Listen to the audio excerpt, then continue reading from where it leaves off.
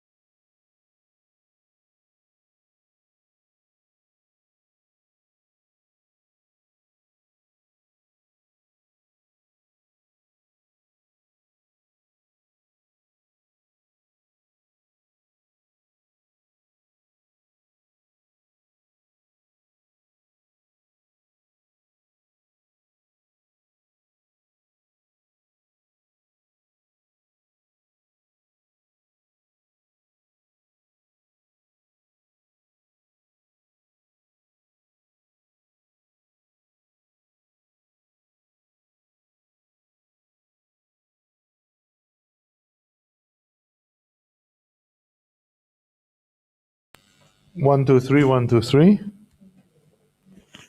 Can you hear me? 1, 2, 3, 1, 2, 3. I don't have a clip to fix this, so I don't know how you're fixing it. What's the new system? No, I put it like this. Yes, There was a pin somewhere. that pin. If not, I can fix it in an engineering way.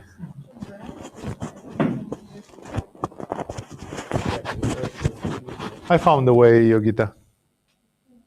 By Ravi Yogita. I mean, because you are shining to the right. Can you tell?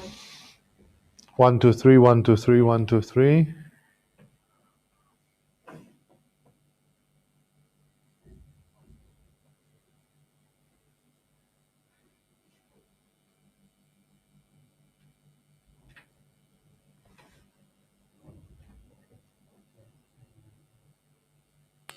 One, two, three, 1, 2, 3.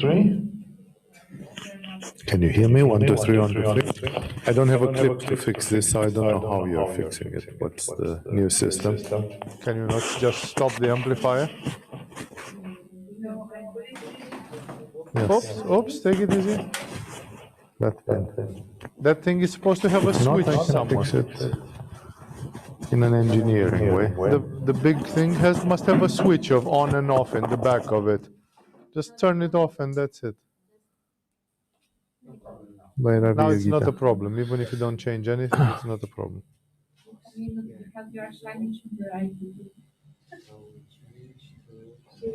Can you tell?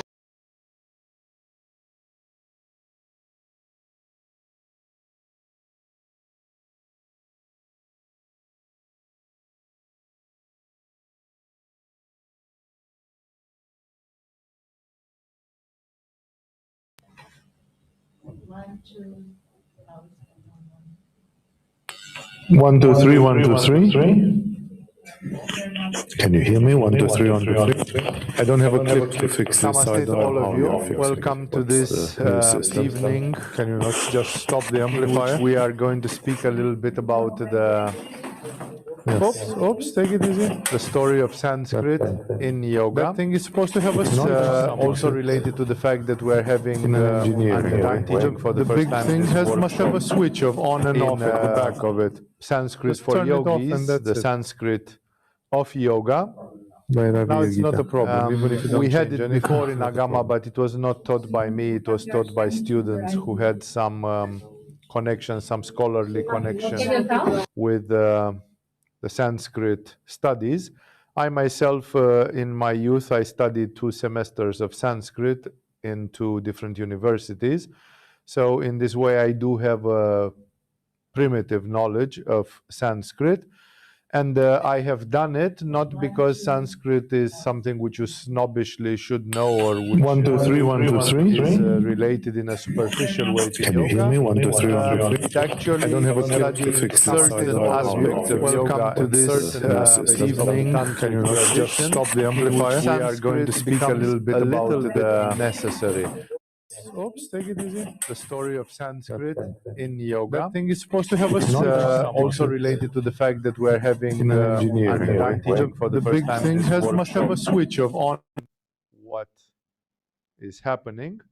And one of the very first reasons is that exactly as the Kabbalistic mysticism is related to the use of the Hebrew language in the Hebrew environment, exactly like this, the use of Sanskrit has been connected with metaphysics, occultism, and subtle realities, spiritual realities in the spiritual environment of India, in the tantric and yogic environment of India.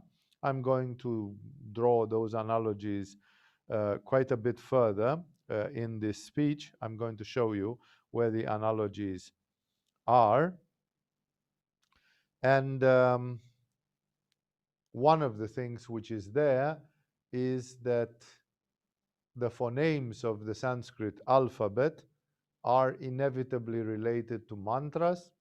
They are inevitably related, the mantras are inevitably related to the principles of reality, which we call tattvas, and the study of the tattvas, mantras, phonemes, and other such aspects. They are all based on the principle of correspondence. In the tantric tradition, it was a great scholar who said it very nicely, that the tantric tradition is a tradition of correspondences, correlations, homologations, all of them quite difficult words to explain what they mean, but correspondences is for sure one of the very important words. Like everything corresponds to something, numerologically, anatomically, geographically, in terms of colors, in terms of sounds. No, like it's not a coincidence that we have an octave in music, and the octave is actually made of 7 tones. No, because the next tone, the 8th tone, it becomes the first tone of the next octave, exactly as we have 7 chakras, exactly as we have 7 dominant planets, 7 visible planets in our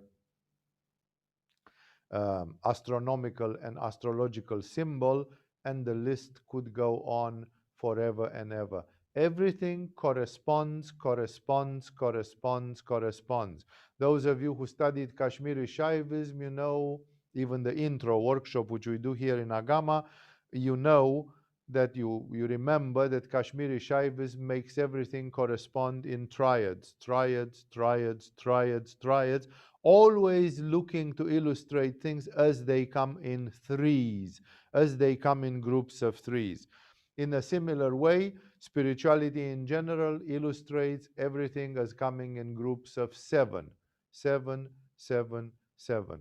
So in this way, in Tantra, in the Tantric way of thinking, which again I said, it exists in Kabbalah, it exists in Hermeticism, it exists in some aspects of the Taoist Chinese mysticism. So it's not only in Tantra, but there is always this quest, this infinite quest for correspondences, because the correspondences, they clarify some things. Like why are there 12 spokes in Anahata Chakra, and why are there 12 astrological signs in astrology, and why are there that Jesus chose to have 12 apostles to spread his teaching? You know, what's the correspondence? No, like, can you make a correspondence between the 12 apostles and the 12 astrological signs? No. Is it legitimate? No. That one of them was called Thomas, nicknamed also the famous Thomas, also nicknamed Didymus, which means the twin. You know, so does this point at something? You know, when you read the Gospel of Thomas, which is a Gnostic Gospel, are you reading something written by a twin? And actually, Jesus may have chosen them to be one of each astrological sign, and so on. And then, you know, then Peter, who was the sort of informal leader of the apostles of Christ, was he a Leo or an Aries, one of these astrological signs which like to be in charge and to lead and who have strong Manipura? Or like, you know, how far can we push these things? So there are always correspondences. Now, Manipura chakra is the chakra of science and technology, the science of the objective spirit, as we call it in Kashmiri Shaivism. And Manipura chakra is characterized by the number 10. And we have 10 fingers on our hands.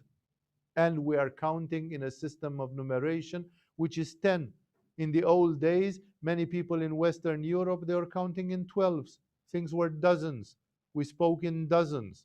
No? And even the financial system of the British, the pences and pennies and so on, they were 12 in a unit, not 10. And then everything was slowly going to the numeral system of 10. No? But for example, computers, which are going into the direction of artificial intelligence, they have a numeration system of 16. It's a hexadecimal code which works in processors and therefore in computers. Microprocessors, they don't count by 10, they count by 16. No, and 16 is the number of spokes of Vishuddha chakra. Is this another coincidence that the pure intelligence from the artificial intelligence and some of these things from the computer type of intelligence would be related with the number 16 and all that. I'm trying to show to you that actually when you think numerologically, astrologically, anatomically, in terms of colors, in terms of the sounds of the scale of the music, there are always correspondences. There are always correspondences. And Tantra is a science of correspondences. And that's why, for the Tantric people, one of the main sources of correspondences was the alphabet and the language, because this one was one of the abstract things. Like, until Manomaya Kosha, we go to emotions and concrete thinking. But as soon as we move to Vijnana Maya Kosha, we go to philosophy, concepts, and things which are not emotionally involved, things which are just ideas. No? And the alphabet goes on such ideas, because if you want to write in English the word chair, and then you want to write C-H-A-I-R, chair, to go for the 5 letters, phonemes or glyphs of the word chair, then the letters are absolutely abstract, because each letter in itself doesn't mean a thing, and you are not emotionally related to it in any way. Nobody says, I love C more than I love A, only if you are pathological or if you are having some sort of, but otherwise, these are abstract things which contain no emotional value, and still they are part of correspondences. And thus, to not keep this story too long, to keep it short actually, the yogis have entered a lot in this world of correspondences, and their basis has always been the Sanskrit alphabet. If you analyze the Hebrew alphabet, there, for example, there are 21 letters plus one added later. There is always, like in the playing cards, you are having the 52 playing cards of a deck of cards, and then you have 1 or 2 or 3 extras, which are called the jokers. And in some games, you play with the jokers. In some games, you play not with the jokers. Like, nobody uses jokers, as far as I remember, when you play bridge. In the game of bridge, the jokers are not intervening. They don't have any value. But there are other games where you play with jokers, So there is a number of them, plus sometimes some extra cards. The same is in the Kabbalistic use of the Hebrew alphabet, where there are 21 letters. But 21, anybody who with a little bit of application in mathematics thinks first, what's 21? 21 is 3 times 7. These are the most sacred numbers in the early numbers, in the small numbers. When you go to the digits from 1 to 10, 3 and 7 are the most sacred of those numbers, perhaps joined only by the 1. And you have 3 times 7 plus 1. And then you've got the 22 letters of the Hebrew alphabet. And those 21 letters, you are going to think, okay, 7 chakras, 7 planes, and then 3 aspects on each, rajas, tamas, sattva, or whatever. Then you are thinking about it when you study tarot, where they have the symbols associated with these 21 letters. Then you have 12 of them are the astrological signs. 7 of them are the 7 ruling planets. So you have 12 plus 7, it's 19. How much do you need to make the 21 and the 22? 2 or 3? If you choose 2, it's yin and yang. It's the left pillar and the right pillar of the tree of life. And if you choose 3, it's yin, yang, and the one which is on top of the triangle, which has no gender, the neutral, the 0. That's why each letter of the Hebrew alphabet is related with something very precise in metaphysics, and then they have been given numerological values, like Aleph, the first letter, is equal to 1, and then the second letter, Bet, is related to 2, and Gimel is related to 3, and so on. And then when you write a word, like whatever word you can choose to have in Hebrew, then not only that you write the word, but you can calculate a numerical value for that word. So a word is also meaning number 6. No, like the famous number Allah of the Muslim religion. When you move it in Hebrew alphabet and you calculate it numerologically, it has the value 66. No, and 6 plus 6 makes 12, and you are getting back to the 12 of Jesus, and to the 12 tribes of Israel, and to the 12 astrological signs, and to the 12 spokes of Anahata Chakra. Is like, are these coincidences? Never. They are never coincidences. The question is, are they simple synchronicities or are they deliberate synchronicities? And in the case of the Hebrew alphabet, as well as in the case of Sanskrit, they are deliberate synchronicities. Like the people who did these things, you know, at the time when Sanskrit became written down by Panini, about at the time of Buddha, about 2,500 years ago, the first major grammar of Sanskrit, written by a spiritual grammarian called Panini, was written. That grammar is still considered. I've just read an article on Wikipedia tonight, just warming up a little bit for this discussion, where the grammar of Panini and the study of Panini is considered still the best exegesis of Sanskrit until today. Like until today, nobody did better than Panini 25 centuries ago. So basically, the idea is that language has a very important thing. I'm going to speak about mantras and phonemes and this a bit later in this work, in this discussion tonight, but much more about it in the workshop itself.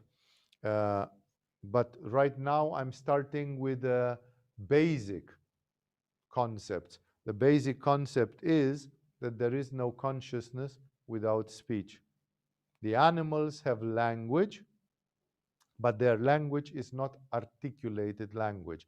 Like the language contains signs, glyphs, phonemes, and in the moment when it is divided in component parts, like a puzzle game, like a Lego game, that it's made of component parts which can be assembled together, like the glyphs in the written language and like the phonemes in the spoken language, in that moment that constitutes consciousness. Remember, the whales and the baboons and the orangutans and the whoever you want, they have languages. But those languages are not articulated languages. Like you can imitate a chimpanzee by making ooh, ooh, ooh, ooh, ooh, ooh, ooh, ooh, but that's not phonemes. Those are not phonemes. You can imitate the sounds of a cow by making moo, but that's not a phoneme, and it does not represent a word or an idea which is being communicated. So even the dolphins, who are intelligent animals and have a complex language, they do not have a phonemic, glyph-like, eideatic language. They communicate at the best some states of being, like I'm angry, I'm excited sexually, I'm this, I'm that. It's emotional languages, but they don't rise at the level of the ideas, of conceiving ideas.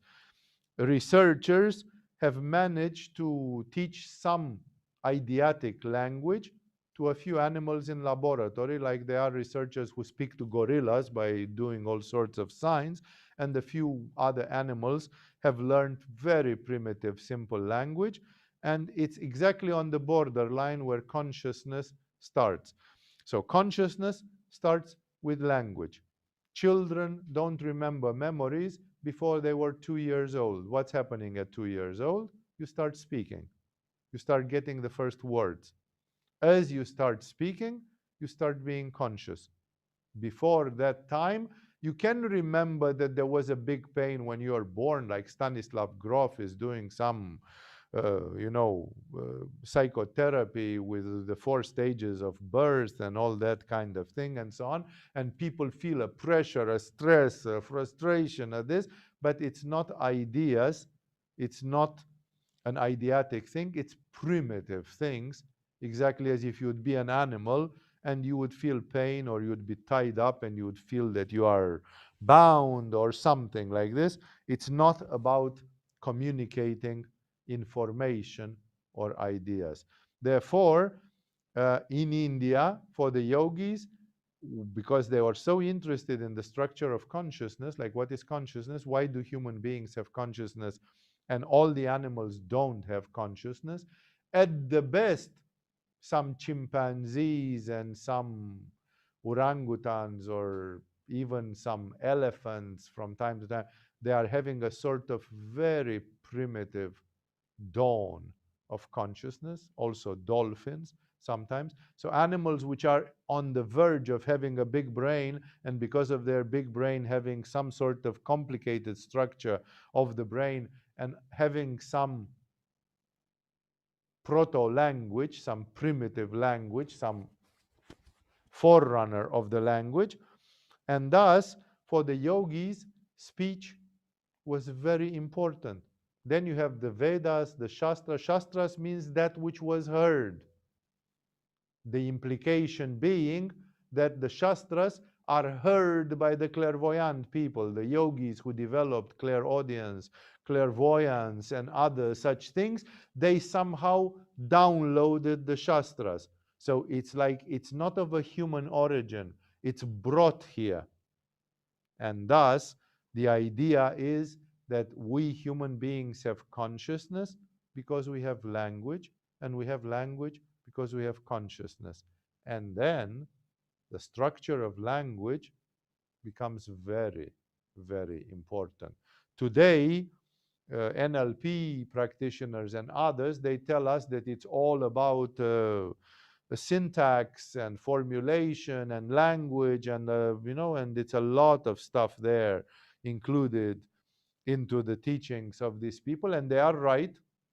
The misuse of language can cause tragedies for ourselves and for others, because it programs our consciousness in all the wrong directions. And therefore, there is no surprise that the yogis and the spiritualists of India have always been very interested in a purity of language, that the language should be used, and therefore there is a special language which is used in the Vedas, in the Upanishads, in this, and they try to keep this Sanskrit language as pure as possible. And they have so many rules of it, precisely because it's related somehow to consciousness. If we go down from Sanskrit and Hebrew, which are the best flagships of this divine language, then we are getting to the fact that other languages, they tried to keep them pure. Like, for example, Latin, which was used by the Roman Empire, and then it was taken over by the Christian Church, and it became the lingua franca, it became the language of the scientists and of the cultivated people, even during the Renaissance. In the Renaissance in Europe, the only way to communicate between an Englishman and an Italian and a Spaniard and a Polish person was by Latin. Everybody who spoke Latin, those were the educated people, and they could speak the universal language in Europe. But Latin did not have this claim that it was a divine language. Like, they realized that with Latin you can express the ideas of God.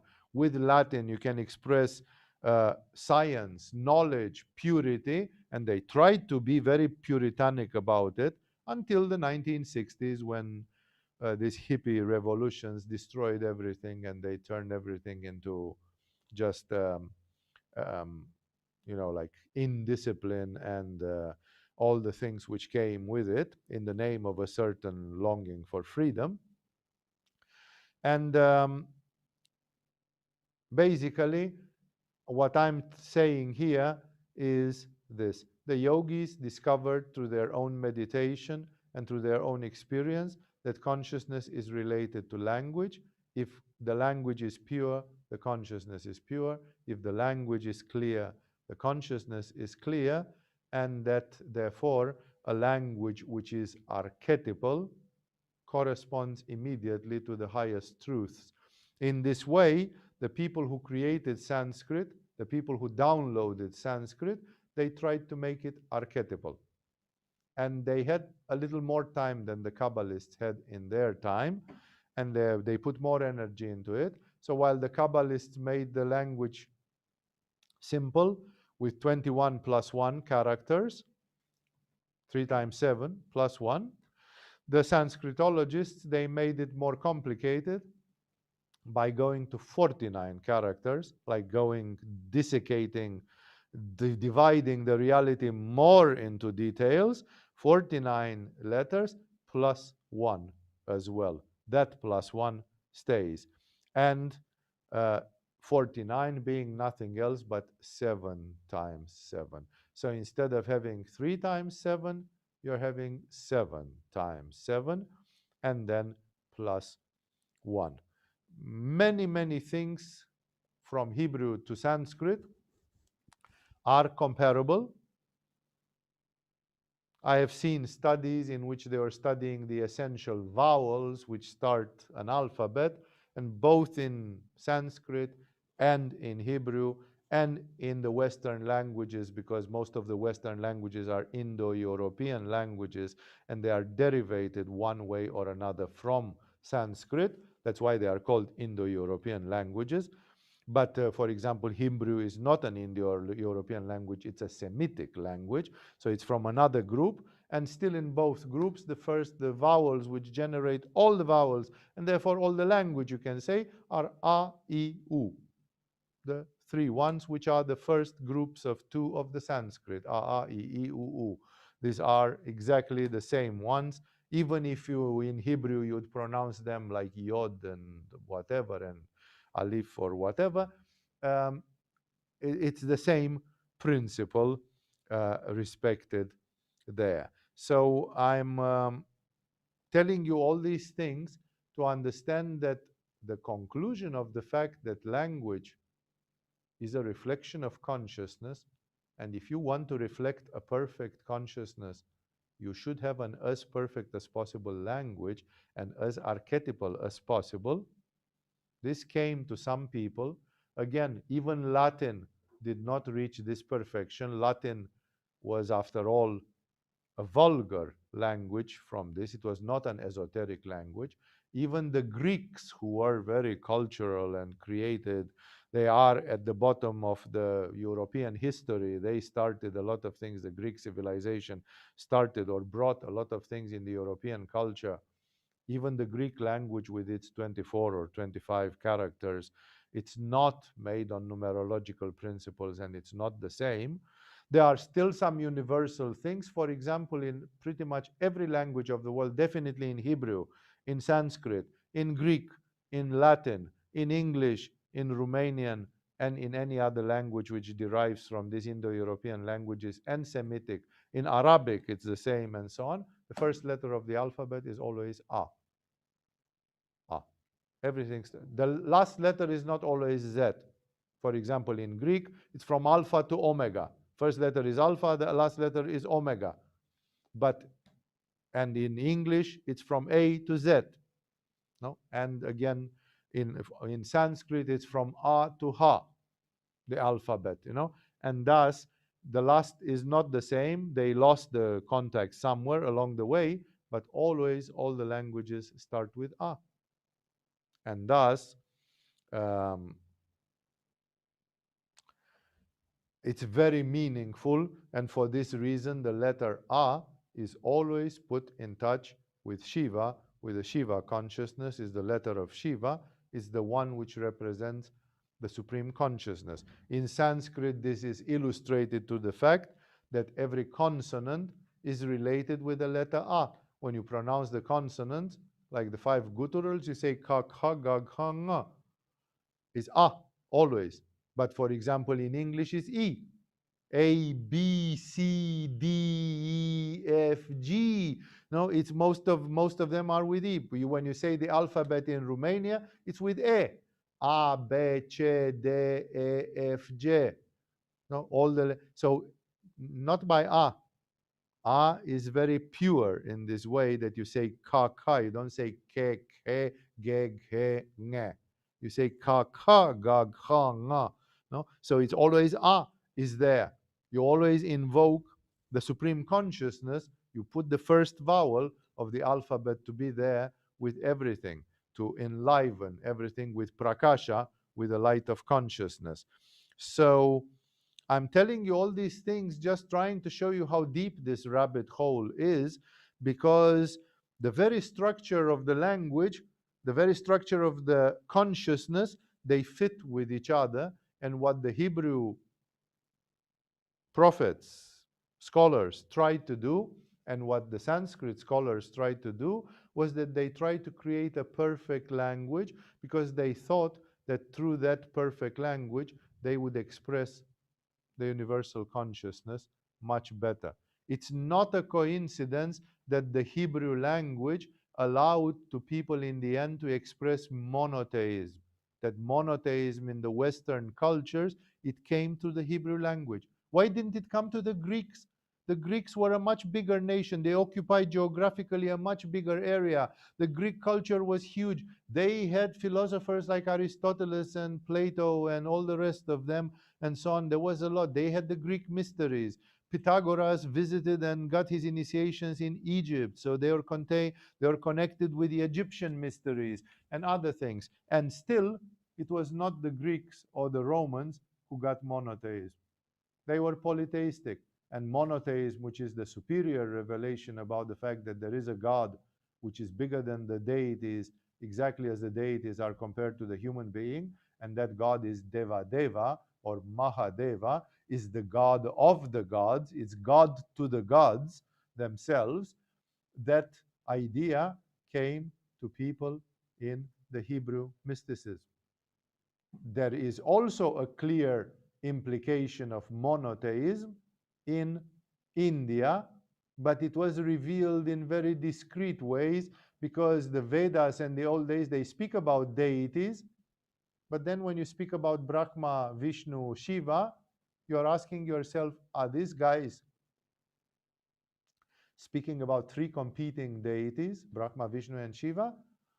And then later there appeared the female ones, the consorts of Brahma, Vishnu, Shiva. Or are they talking about aspects of one and the same God? Although the Hindu religion was generally promoted as polytheistic, and that would mean inferior, because polytheism, it's like a pyramid without the top. You are missing exactly the tip of the pyramid. Nevertheless, when you read Indian mysticism, like in Vedanta and in so many others, you see that it's completely monotheistic. Like they speak about one universal consciousness. No? So these were revealed on planet Earth, in the Sanskrit environment and in the Hebrew environment. This shows how important it is to polish a language. Sanskrit, when you can read these things on Wikipedia, go on Wikipedia and see what Sanskrit, the article about Sanskrit there and so on. You know, I just read it today just to refresh to see if they said anything new, but they don't deal with these things from a spiritual and yogic way. They deal with it simply from a linguistic and anthropological standpoint. The word Sanskrit with kri, which means to act, to do, basically it means polished. Like Sanskrit is the polished language, is the language which has been worked upon. You know, like there is a primitive creation of the spontaneous linguism, and then a person like Buddha is being born in that country, and then he says, dear friends, we have to perfect our language. 46 letters are not good. We need to move it to 49. And we need to group them. And we need to take this one out, and we need to bring something more in. No, it's like a language that a smith is coming and hammering it. You know, you perfect the language.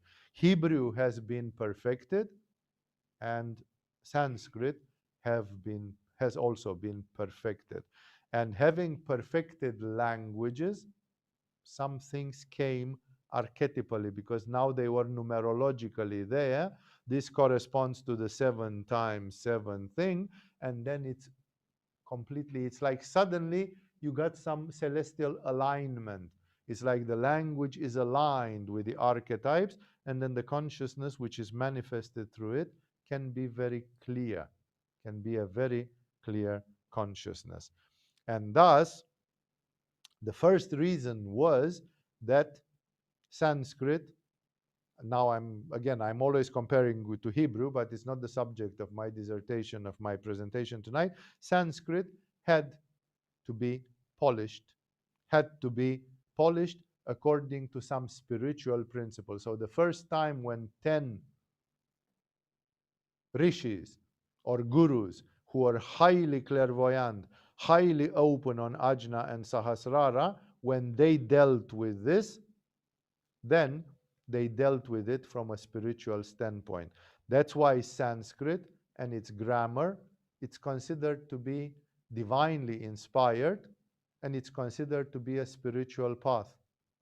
They made the letters, but the letters in Sanskrit, very often they look like a trident. There are at least 4 or 5 letters which contain in it things which looks like the trident of Shiva. It looks like the digit 3, which we write in European languages when we write 3. And it's 3 to the left, and it's 3 down when we write lam, like the syllable lam, the bija mantra of Muladhara. It's like a 3. And there is a 3 which goes the other way around, like when you write H or something. It's like, why this obsession with it? It shows us that even the form of the letters, it was polished. I don't know, and nobody knows, if there was Sanskrit 5,000 years ago and how they wrote it at that time. But at the time of Panini, 2,500 years ago, it was polished already.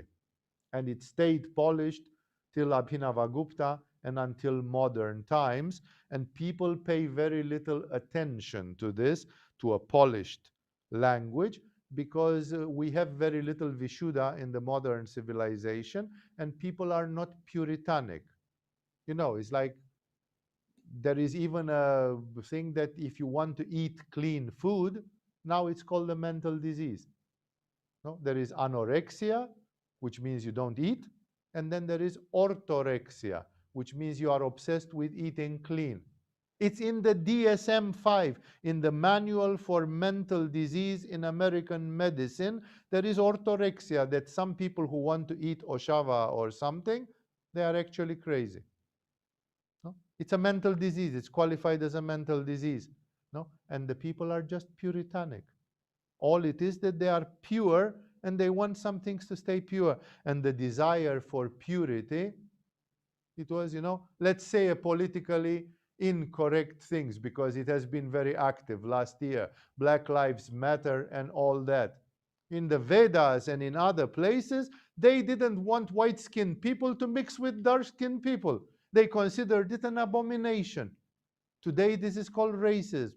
Like, you are not supposed even to touch it with the faintest idea of whatever, because then, but it's a lack of puritanism. It's like this puritanic thing that the chosen ones should stay with the chosen ones, like the Jews were the chosen ones and they were not supposed to mix with the Gentiles. It's a totally wrong idea.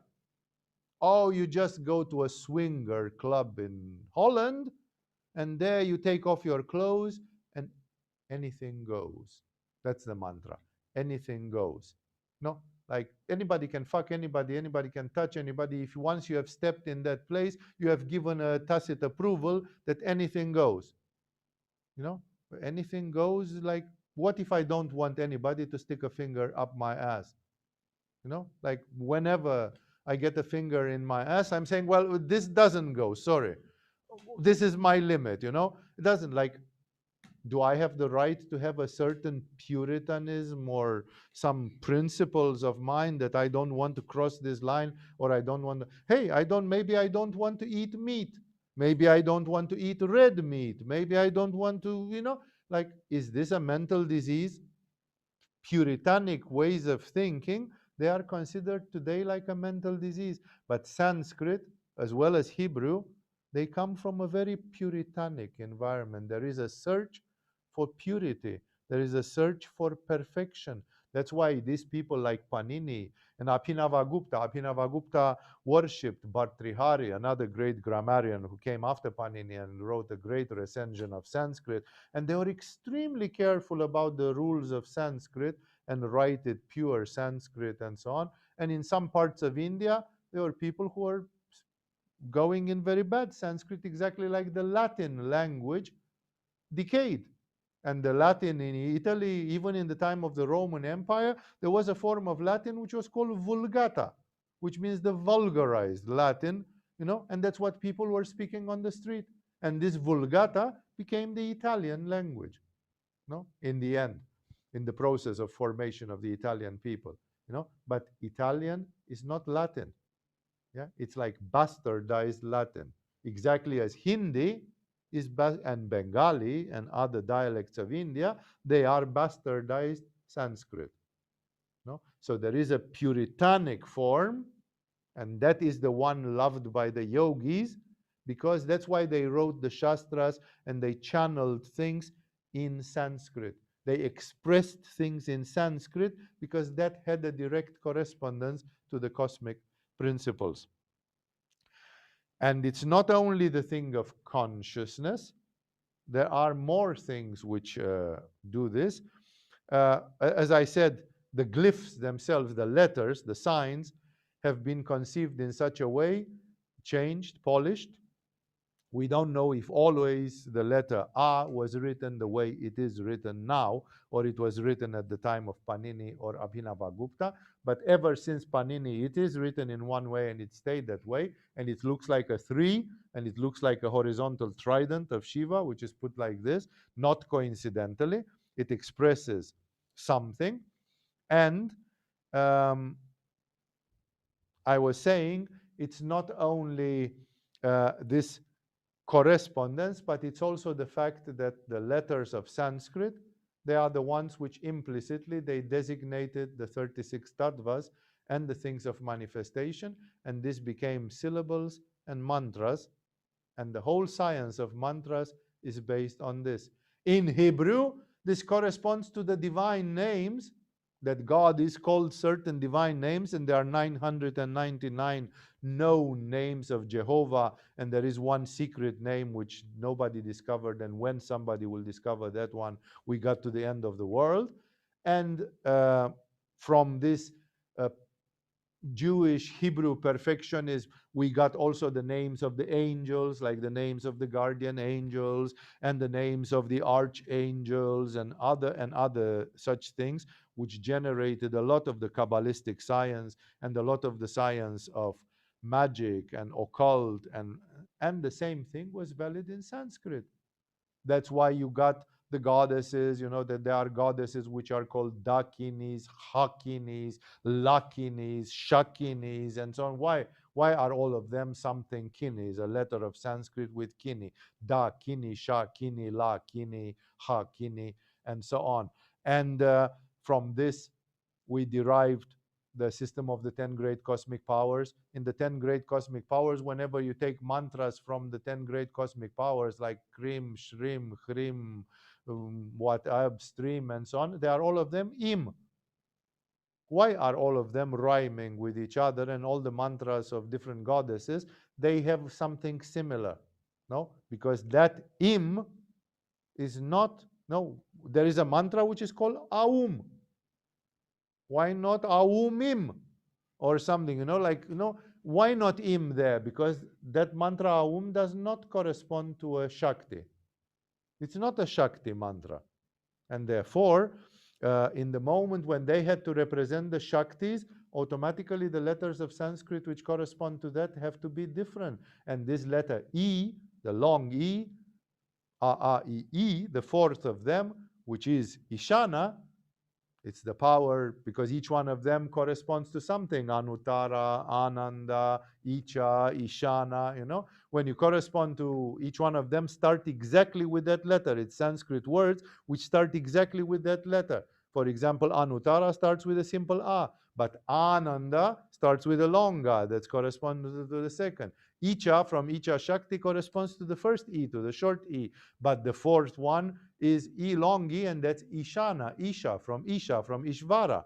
No, the God, and therefore the divine names, names of deities, phonemes which are used in mantras, they are all of them related with the Sanskrit alphabet, and that's why the knowledge of the basics of Sanskrit, coupled with the knowledge of tattvas, goddesses, the tantric principles, is opening the door to the infinite.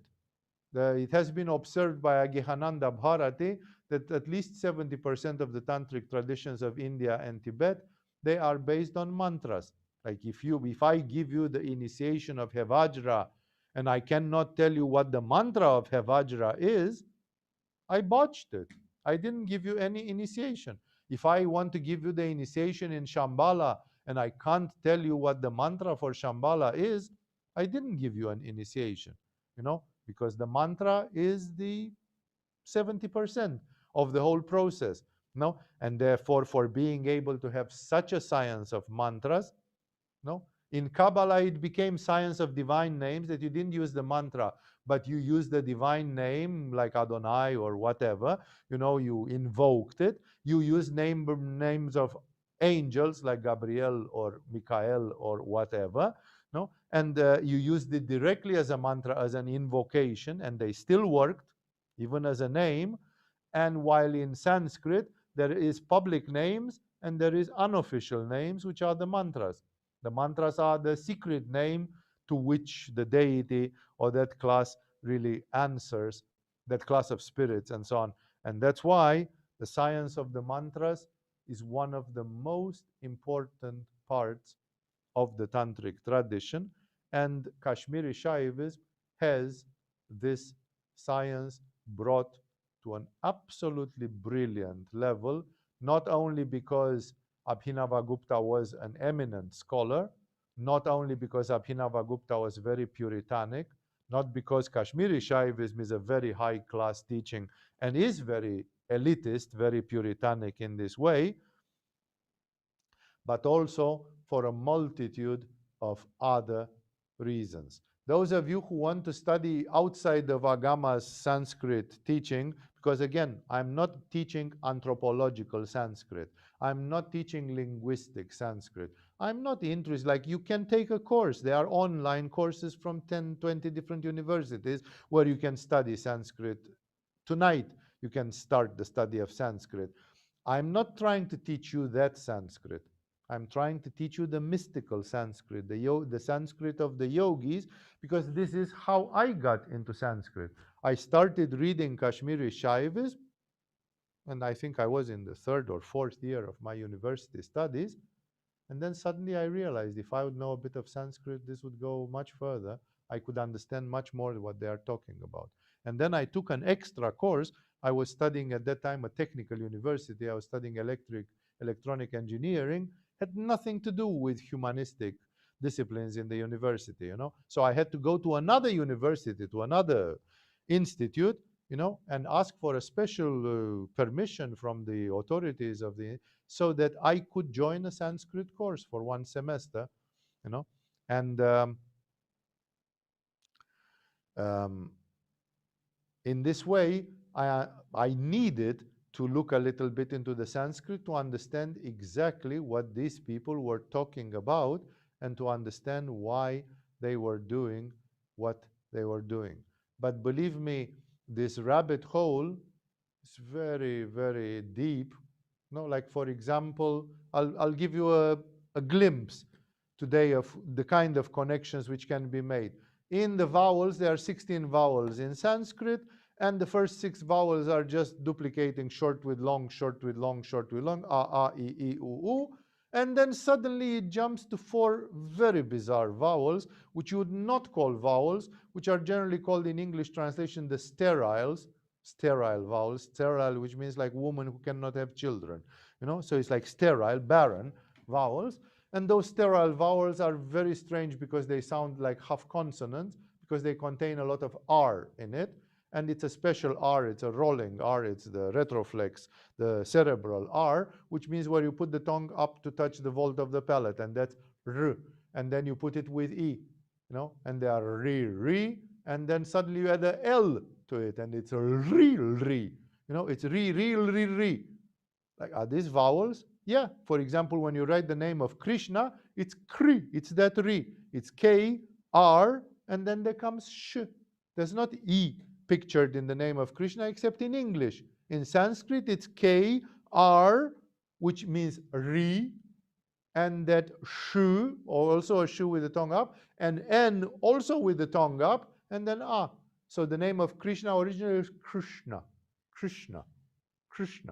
No, that's how you pronounce it. 3 letters have the tongue up. Krishna. No, and of course, it means in Sanskrit, it means the black one. Krishna actually means black. It's the one who is black for whatever reasons are there. Shiva can be black or blue or something. So back to our story. It's one of the names. No, he can be called Gopala, Govinda.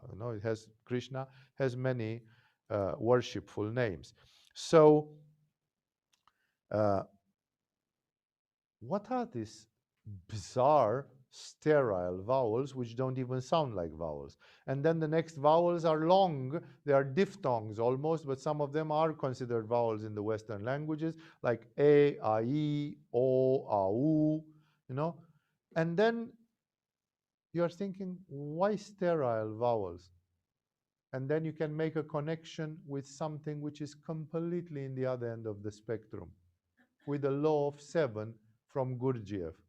Gurdjieff says that in any system, if you divide it in 7 like the musical scale, then there is always a hiatus at 3 times 3/7 of the interval. Like do, re, mi, hiatus, fa, sol, la, si, and then hiatus again.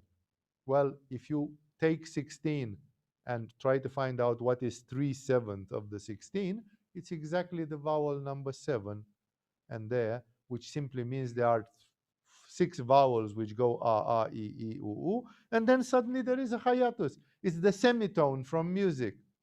And there is a void. And those vowels represent the void. And there is a cosmic power which represents the hiatus, the stopping of everything. And her mantra contains the vowel Ri. It's with Ri in it. Suddenly that Shakti contains a hiatus, a sterile vowel, So like in the moment when you start understanding these things and seeing the correspondences, it becomes just amazing. Because then you can unfurl and see all the connections which exist there. That's the real Sanskrit. In India, there was the tantric opinion, which Abhinavagupta sustained, and Abhinavagupta is a good authority to quote on things of Tantra, because his Tantra Loka is the most definitive text. Like, I'm not saying that something better might not be written ever, but until now, it's the most definitive definition of what the Tantric tradition contains in it. He did not deal with some of the witchcraft, shamanic, low-level Tantra. However, but otherwise, in all the clean parts of Tantra, he analyzed it. And according to his idea, there are 5 methods of reaching God. One of them is jnana, which is the Vedantic method, the Buddhist primitive method, not the Tibetan Buddhist method, the Buddhist original, the Hinayana, the Buddhist, the Thai Buddhism, the Sri Lanka Buddhism, the Southern Buddhism way, with Vipassana and all that, that is jnana, like the Vedantins did, and so much the rishis in India and everybody did this dry jnana, which means, and I'm not going to insist because I make this lecture too long. The second is yoga. Yoga is conceived specially to create the union between the individual and the universal consciousness. Either it contains Hatha Yoga or it doesn't contain Hatha Yoga. Either it is Karma Yoga, Bhakti Yoga, Raja Yoga, Kundalini yoga, whatever it is, it's a method, it's authenticated even by Abhinavagupta, like the second method for reaching the God consciousness. The third method for reaching the God consciousness is music. And this is so lost. It's a little bit present in the music of the Rudravina and in the music of the Drupad, which is used today in India. In my life, I have seen only probably 3 books which allude to this in a way which allows you to see. The most modern of them, which really you should start from if you are interested, if any one of you is a musician and obsessed with music and so on, you have to read that one. It's called The Way Music. Thomas Marcotte, The Way Music, in which he unravels, and in the 1960s, he was still capable to find some of the great musicians who told him what was actually hidden behind this. The ragas, there are 64 in number, so it's a system of ragas, like the tantras, like a diamond, and each one of them illustrates a certain aspect of the universe. And the ragas, you cannot change an iota from it. Like the ragas are completely immovable because the melodic line of the raga has been decided by clairaudient and clairvoyant rishis in the past. And the ragas have each one of them a resonance. Like there is Raga Bhairava, there is Raga Malkut, there is Raga. Each one of them corresponds to something. Each one of the ragas has to be played at a different time of the day. Like the raga for Krishna, this Vishnu, Malkut raga has to be played always at sunset. You don't play it when you want to play it at a certain hour of the day. Raga Bhairava is usually played at midnight or late in the night because it's about Bhairava, who is the night of Shiva. And the ragas have to be played only on Rudravina. You don't play ragas on sitar or other bizarre things.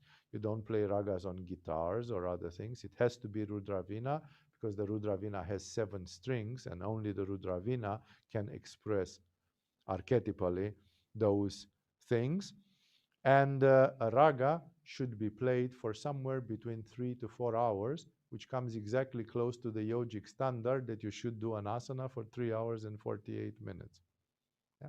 And it's a tattvic cycle involved there. And therefore, a raga, when you hear today ragas, they cannot record ragas of 3 hours. So you always get a raga which is 30 minutes. I think the longest which I have on one is 50 minutes or 60 minutes. Those are Kali Yuga ragas. You know, they are just ragas for idiots. A real raga lasts more than 3 hours, and it starts very slowly, and it goes on and on. And the exam in the time of Tirumular, the Tamil Shaiva Siddhanta saints in India, the exam, I do say that in the music lecture, if you ever heard about it in the 5th day of the Agama first level courses, the exam, Thomas Marcotte has revealed it from musicians from India, that in the 14th century, or whenever Tirumular lived, and he was also a musician, if I remember, or he had somebody who was a musician, one other saint connected to him, the exam for becoming a proclaimed musician in Rudravina was that you had to play the raga of fire in front of a candle, and the candle should burst in fire without you touching it. If you could light a candle by playing the fire music to it, then you knew what music was. And these ragas were played for problems. Like, for example, I have a child who is possessed by the demons. And then the Rudravina musician comes and he plays for 3 hours and a half, and my child is healed by Shiva, by music. So music was a way of going into the Shiva consciousness, and the ragas were very special, and this music was very special. But then as the Islamic invasion came to India, these musicians had to become court musicians for the Islamic rulers for 6 centuries, and they lost much of it, and music became performance. So the third way was music. That's why it's not a coincidence that Abhinavagupta was playing the Rudravina, is described as playing the Rudravina and as being a musician. He was dabbling into it. We don't know if he was the greatest Rudravina player ever, or we don't know if he could light candles with his Rudravina. But we know that he knew about these things. and probably he was very good. The fourth way of reaching God is dance. And that dance, only Gurdjieff in the 20th century brought the Sufi dances, but not the dervish dance of Rumi, because that's exoteric. Everybody can see that. They are the inner dances of Central Asia, which he learned in monasteries in Afghanistan and places like that, on the way to Shambhala, between Afghanistan and Shambhala.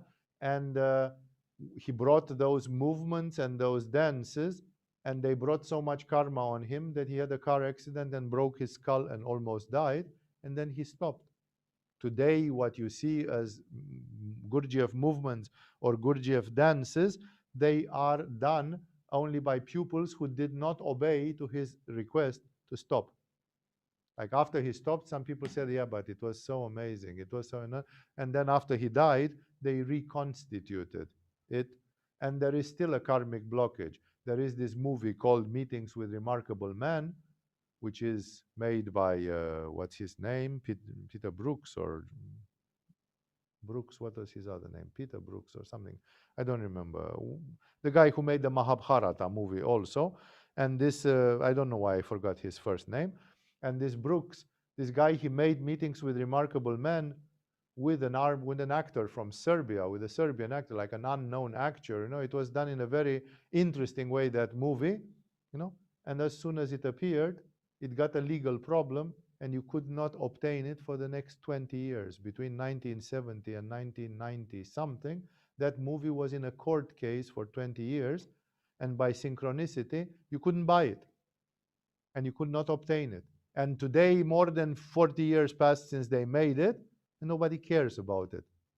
Because Gurdjieff is not, it was hot in the late 70s. They made it in 1978, and everybody said, oh, let's see. And there they rebuild the movements and dances of Gurdjieff without explaining them, but at least you could see a bit of what was happening in the Gurdjieff sessions, And then people could not see that movie because in those days, only in the late 80s, we started having VHS, video cassettes, so people could not record. You're bound to have it on celluloid, like a celluloid movie, and people could not find it because it was locked in a court case, which lasted until 1997 or something like this, And then kind of the interest had faded already. So in a mysterious way, people did not get to see the movements of Gurdjieff and so on. And you know who brought the temple Indian dance to Europe? A French woman, lioness, which was nicknamed Mata Hari. And guess what happened? She was condemned to death for espionage and executed. And until today, there are doubts that she was actually a spy. And many people say she brought temple dance. People were going in weird states of mind, ecstatic states of mind. She was not the best temple dancer ever by far, but in Europe it made a difference, And because she brought it and showed it to Europeans, then she got the karma and she got shot, perhaps accidentally, perhaps while being innocent. So dance means something else than what we know today, At the best, dancers in the glorious times of ballet, like Anna Pavlova and other, this guy who was semi-levitating, whoever his name was, ballet, big ballet, Russian ballet dancers, at the most, they managed to push their dance to Vishuddha chakra, like the Swan Lake type of thing. Ballet is aesthetical maximum to Vishuddha chakra. I have not seen any ballet which developed anything on Sahasrara. There is a little bit in the ballet on the Prokofiev music, Romeo and Juliet. There is a paragraph of music for ballet which works a little bit on Ajna and a little bit on Ajna Sahasrara. It's a very short paragraph. The one which sounds like dun da dun da dun da dun da dun da dun da dun da dun da dun da dun da dun da dun da da. That one is, but otherwise the Western dance never raised. And for this Vishuddha, you should see it. There is a very rare Russian movie Maybe our Russian students will get it with subtitles, I mean, because otherwise I can get it without subtitles. I think I even have it without subtitles. It's called Anna Pavlova, which was the most famous female Russian ballet dancer before the Second World War and so on. And you can see how much she paid for showing Vishuddha. Just for showing Vishuddha in ballet with her body. She was one of the most beautiful and expressive dancers that there's been in the Western dance. And then this guy was Nureyev or whatever, this male dancer, you know. And even they, you know, it was difficult. It was like almost beyond the wall of silence to show that. To show that. Today, how many people go to ballet to see the Swan Lake? You know, modern people, they have the Modern Ballet Company of New York. And in the Modern Ballet Company of New York, believe me, nobody is expressing Vishuddha chakra. You see just contorted people who look like question marks. You know, it's just Vadhisthana drama expressed through the body.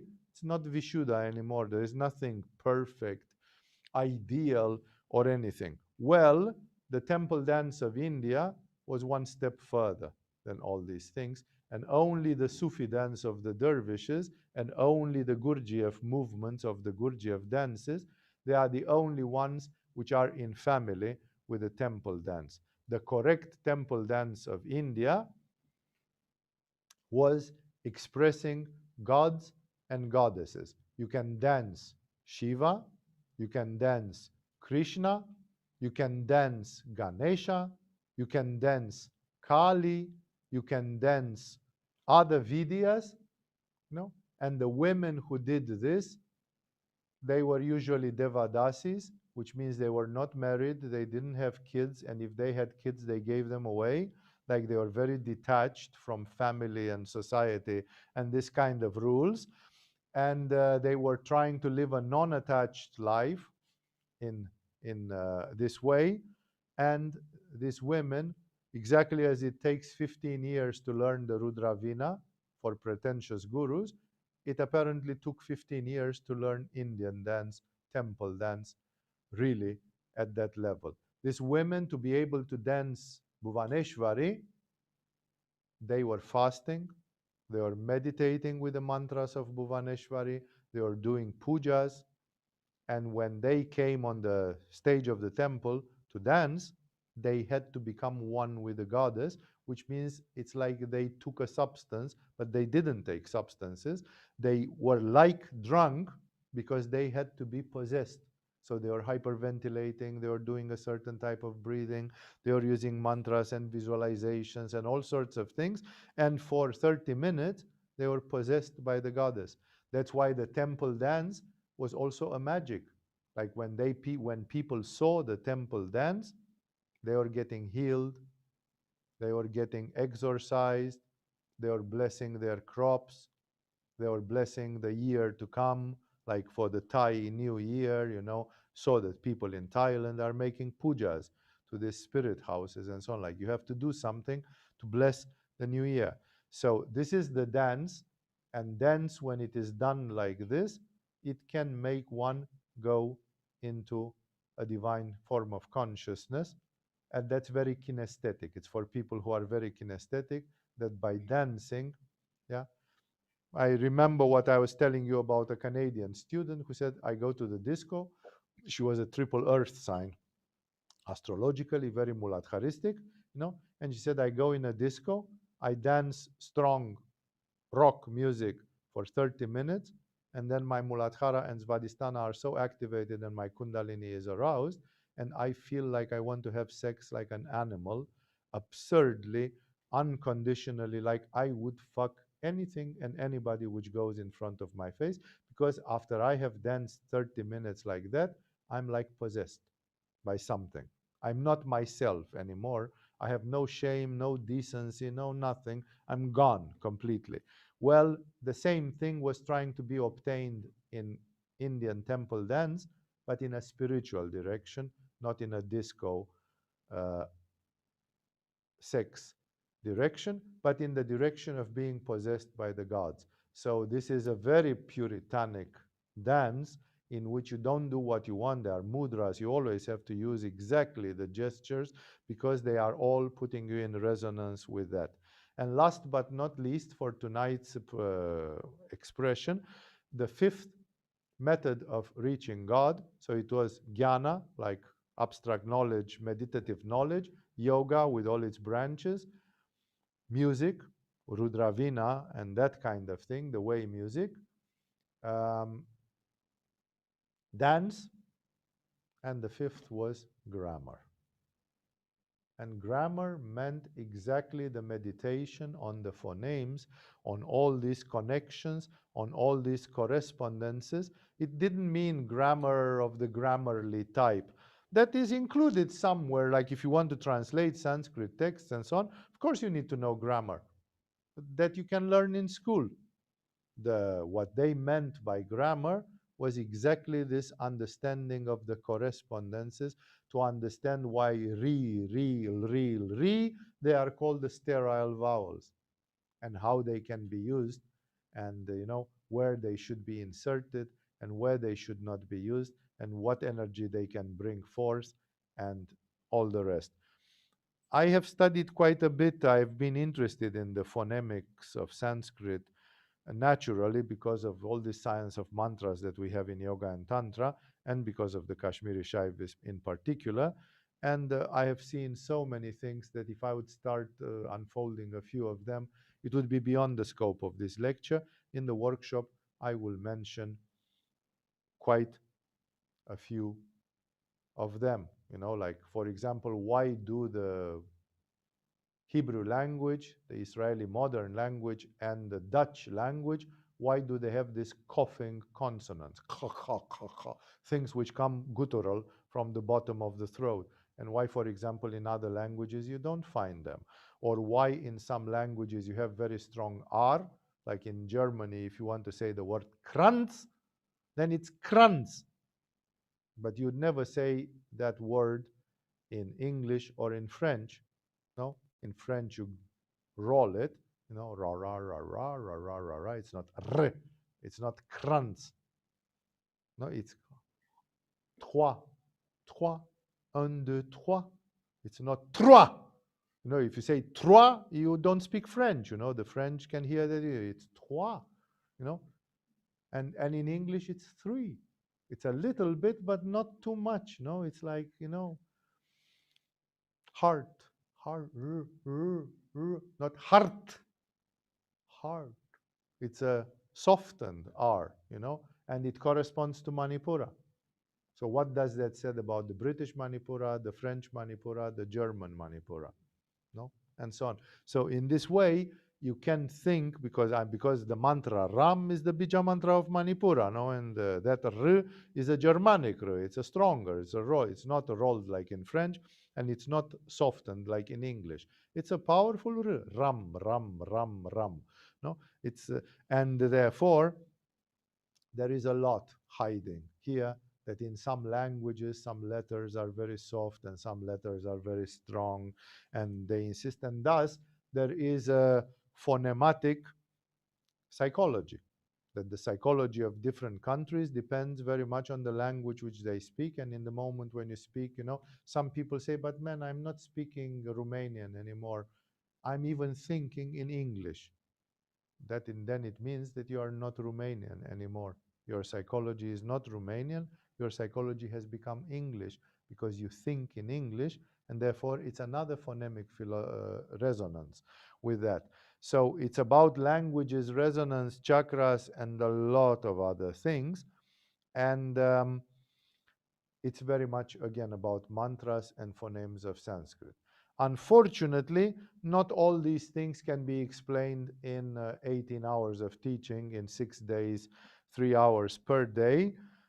Some of them simply cannot, because of the volume, the bulk of the things to be explained, and some of them should not be explained. Like, I'm not willing to start throwing pearls in a 6-day workshop with some of the people being total beginners, simply because some of these things have been held like very big secrets in the tantric tradition. And those of you who remember, you will remember that the use of the phonemes, it's one of the components of Shivopaya.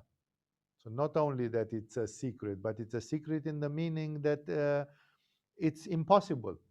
You have to do these things by acting on Shivopaya. And if you don't reach Shivopaya in your practice, then just trying to speculate with Sanskrit phonemes and with Matrika and Malini and all sorts of concatenations like this, it's not serving any purpose. It just generates a scholarly boredom and no results. And then let's not forget that in Shaktopaya, you have heard that one of the forms of Shaktopaya is exactly this secret science of mantras, the use of mantras on the superior level.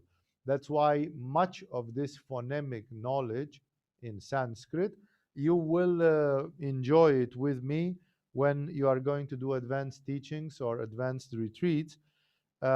It's again, Sanskrit for yogis is an intro in Sanskrit, exactly as Kashmir Shaivism was the intro to Kashmir Shaivism. It's not the full of it. That simply says, even I am not able to reach some depths of this rabbit hole in 6 days in an introduction to Sanskrit, but my purpose is definitely to show you the directions in which this is going.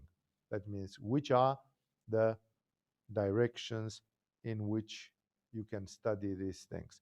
There is not much you can study in terms of Kashmiri Shaivism into this, but one of the greatest Sanskritologists who dabbled in Tantra, and I'm talking about Sir John Woodruff, later called Arthur Avalon, he wrote a couple of books, and one of them, which is a little bit like copied from chapters from the other one, because the other one was very thick and big, Introduction to Tantra Shastra.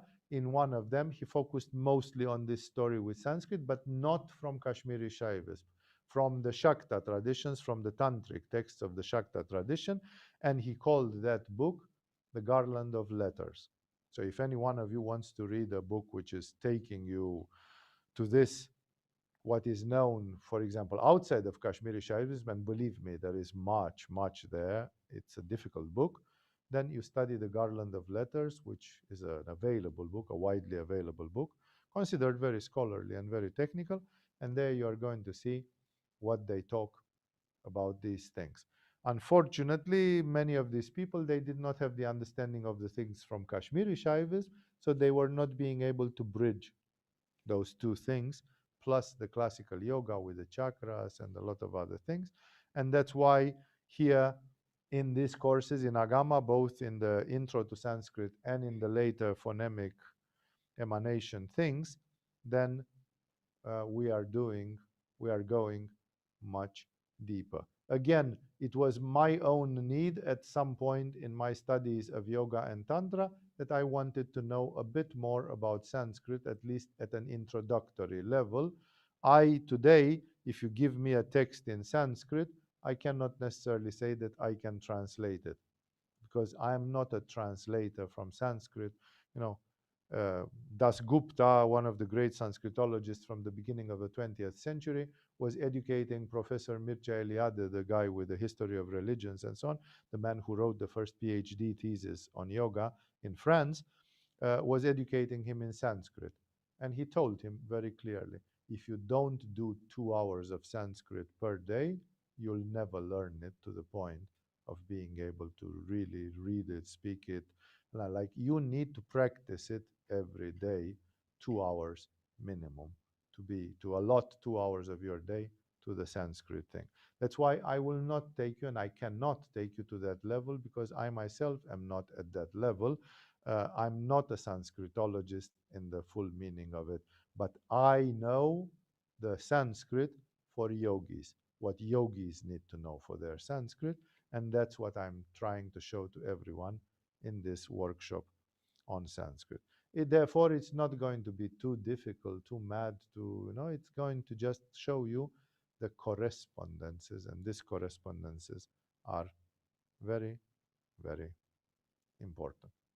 With this, I will not say more because now we don't have Q&A, but you understand that Sanskrit is related to consciousness, to the spirit of the Indian tradition, to purity, to the download of the spiritual archetypes, and it is related with mantras, and it is related with tattvas, and with all the principles which we work with in yoga practically, and that's why Sanskrit is of a certain importance in the world of yoga, especially where the mantras are so important for the study of everything.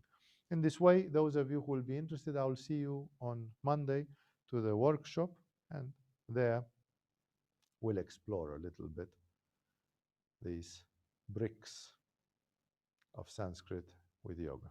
With this, let us finish for tonight. Thank you all for joining. Sorry that it was delayed, but we are sharing a yoga hall here with other courses in Agama, and today we started half an hour late. Let's finish for now. Thank you all.